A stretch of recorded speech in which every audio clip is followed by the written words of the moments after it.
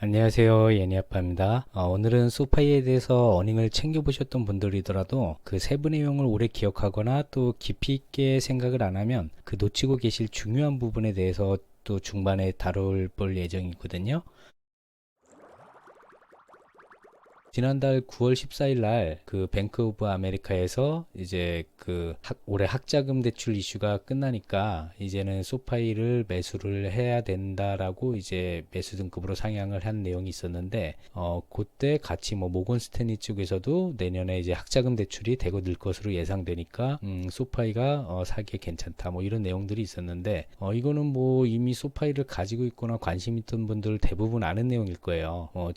저 역시 지난 8월 4일 날 그 유튜브 내용에서도 다뤘던 내용이 이제 제일 큰 기대가 학자금 융자 쪽이 재개되는 부분. 이미 뭐 지난 분기에 다뤘던 내용인데 왜 이제 와서 이런 걸 할까? 아마 그 9월 달쯤은 지금 현재 10월 달하고 분위기가 틀리게 조금 좋은 장이 약간 유지가 됐었잖아요. 그래서 아마도 그런 그 흐름을 타려고 했던 것 같은데 뭐 모건스탠이나 뱅크 아메리카의 그 지금 보유 그 물량이나 뭐 금액을 보면 저보다 평단가가 많이 높아요. 아마도 물려있기 때문에 아마 좋은 흐름이면 자기네도 더 담으려고 했던 건지 어쨌든 뭐 이거는 대부분 아는 사람들은 뭐 아는 내용인데 일단은 지금 제가 중요하게 생각하는 부분은 그 여러 그 어닝을 통해서 보신 분들도 있겠지만 머릿속에 담아두신 분들은 많지 않을 거예요. 왜냐하면 그 금액, 매출, 어닝을 볼 때 항상 그 금액들을 유심히 보잖아요. 근데 금액도 당연히 중요하지만 더 중요한 부분은 이 부분이 이제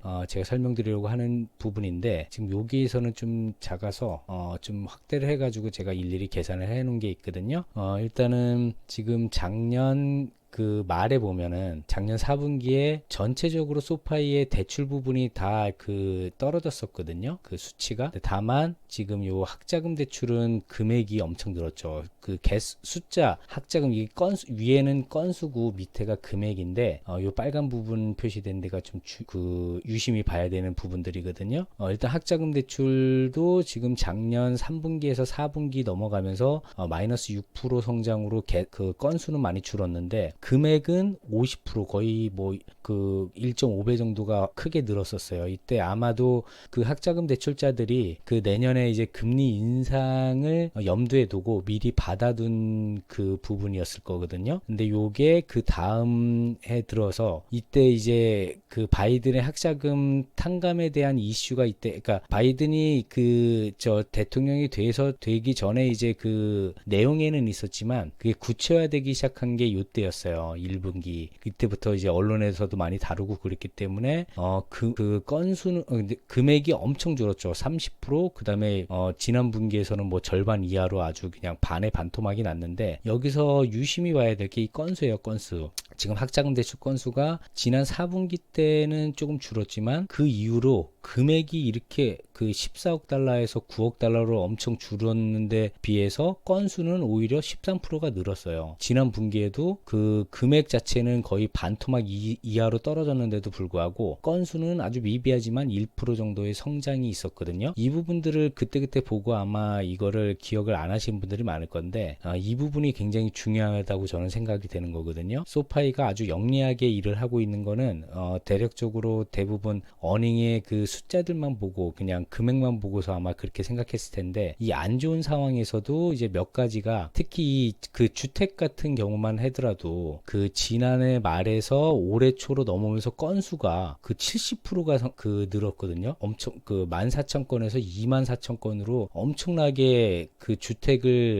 대출을 많이 했는데 이때 뭐냐면은 4분기에서 이제 대출자들이 금리가 뭐 내년에 올라갈 거라고 예상은 했지만 지금 현재처럼 이렇게 과도하게 올라갈 건 아무도 몰랐을 거거든요. 근데 소파이는 이때 건수를 엄청 늘리면서 또 다른 점으로 금액이 반토막이 났어요. 그 반토막. 이게 무엇을 의미하는 걸까요? 그러니까 소파이는 지금 현재의 금리가 급격하게 올라가는 거 소파이도 역시는 몰랐을 거예요. 하지만 이제 소파이는 좀 안정적으로 이제 자금을 운영을 하려고 건수는 대폭 늘었지만 금액은 엄청 줄은 거. 이거 최근 어닝을 그 내용을 좀 보신 분들은 아실 텐데 주택 매수하면서 대출을 해주는 것보다 주택을 보유자들 중에서 그 수리하거나 뭐 그런 필요한 돈을 때 대출을 해주는 그 부분에 지금 집중을 하고 있거든요. 소파이는. 그래서 지금 올해 초에 이제 이 늘어난 그 개수 대비 금액은 반토막으로 이렇게 줄인 게 아주 영리하게 일을 잘 하고 예상을 잘하고 대처를 잘했다라고 저는 판단을 하는 거고요. 개인 대출이야 뭐 계속적으로 뭐 그 건수도 늘고 금액도 늘어나니까 크게 뭐 볼 부분은 없지만 이 주택대출하고 학자금 대출 쪽에서 이 금액과 건수가 이게 반비례되는 현상들이 굉장히 좀 독보적으로 좀 일을 잘하고 있고 영리하다라는 거를 이쪽을 통해서 알 수 있는 거거든요.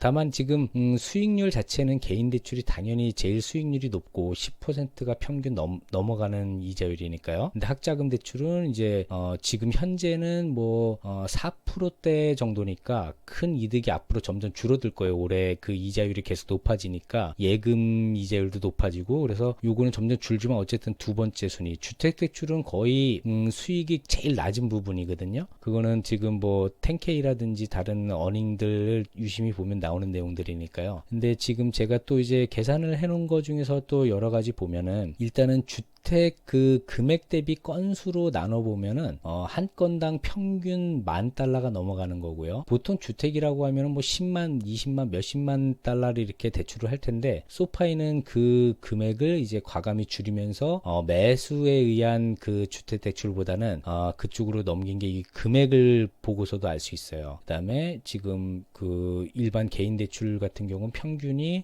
우리나라 돈은 뭐 400만 원 정도네요. 그다음에 학자금 대출은 지금 엄청 그 건수는 는 대비 그 금액이 엄청 줄어서 100만 원 돈밖에 지금 대출을 현재는 안 해주고 있어요. 이게 최근 걸로 지금 건수 대비 나눈 거거든요.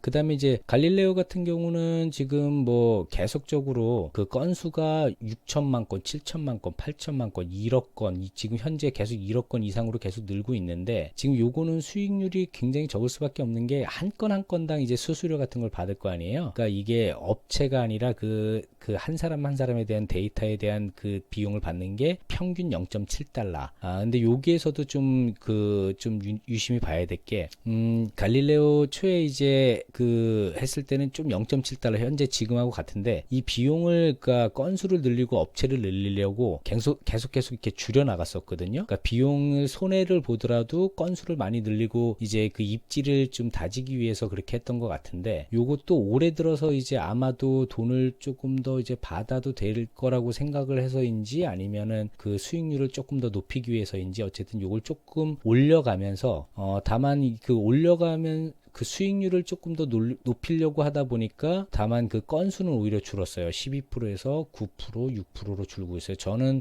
오히려 지금 큰 이제 학자금 대출이나 이런 것들이 정상화되면 갈릴레오 쪽을 그 수수료를 더 낮추더라도 이 건수를 퍼센테이지를 더 높여가기를 좀 바라는 부분이 있거든요.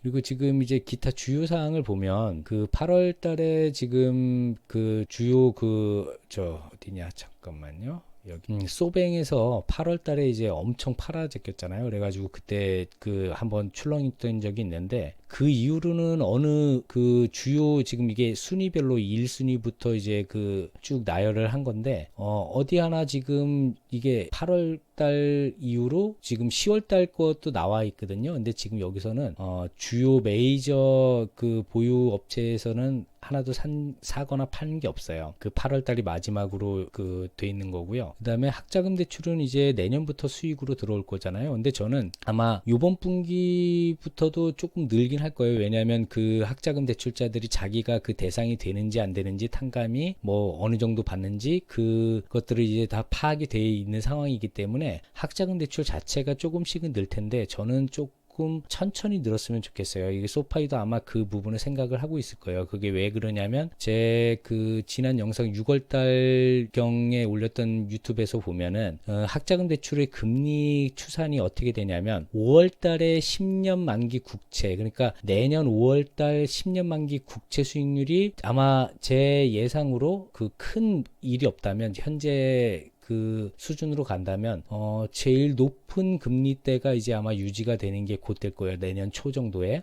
지금 올해 말만 해도 이제 한 4%대를 지금 예상을 하잖아요. 그러면은 내년 5월쯤이면은 최고점인 그 금리인데, 그 금리에서 그 학자금 대출은 7월 1일 날 이제 그 적용이 되는 거거든요. 그러면은 소파이 입장에서도 연방 학자금 대출 금리가 올라갔기 때문에 자기네 그 마지노선인 그 마진을 좀 더 높이기 위해서 약간은 더 높여도 되는 그 시점이 내년 그 2분기 말이거든요. 그래서 그때부터 좀 학자금 대출을 본격적으로 좀 많이 늘리기를 바랄 텐데, 그건 어디까지나 제 입장이고, 소파이에서는 그 전부터도 계속 늘려는 가겠죠. 근데 어쨌든 그때부터 수익률은 그러니까 내년 그 초부터 그 학자금 대출에 대한 그 수익이 발생이 이제 제대로 되기 시작을 하지만, 내년 2분기 지나서부터가 본격적인 그 수익률에 더 극대화되는 부분이라는 점, 그게 좀 기대가 내년에 2번 정도 이렇게 있게 되는 거고요.